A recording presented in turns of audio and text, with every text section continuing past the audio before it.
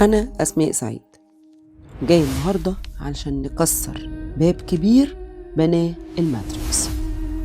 الماتريكس زمان كان بيمنع عنك المعلومة، لكن دلوقتي بيديك مليون معلومة في الدقيقة الواحدة.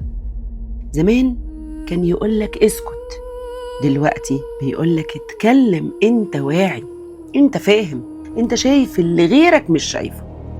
لكن خليني أسألك سؤال بسيط، لو انت واعي فعلا، ليه حياتك مش بتتغير أو حتى بتتغير بس ببطء؟ ليه عندك معلومات كتير بس تركيزك قليل؟ ليه عارف كل حاجة بس مش قادر تطبق كل حاجة؟ الحقيقة إن الماتريكس مبقاش بيحاربك بالمنع، بقى بيحاربك بالإشباع. يشبعك معلومات، يشبعك مصطلحات، يشبعك إحساس بالتفوق، فتاخد المكافأة شعورية من غير ما تدفع تمن الفهم. أخطر حاجة حصلت في عصرنا دلوقتي إن الإنسان بقى يحس إنه فاهم قبل ما يفهم. زمان كانوا بيمنعوا المعلومة، وركزوا بقى، الماتريكس زمان كان بيمنع المعلومة، دلوقتي بيديك المعلومة بس يخليك تحس إنك عارف اللي هو أنا خلصت.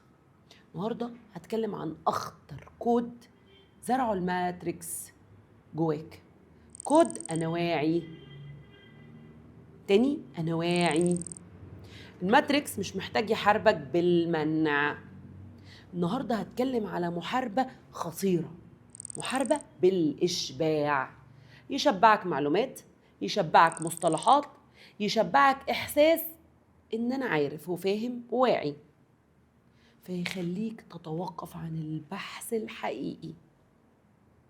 وعايزة أقول لكم على موضوع مهم جدا، من النهاردة لغاية آخر رمضان أقوى حلقات وأنا قصداها بشكل خطير، وكنت لازم أمهد يعني اللي فات ده كله أنا عمالة أشيل عشان بس اللي جاي ده. طيب، عايزة أقول لكم إن هما بدأوا يدرسوا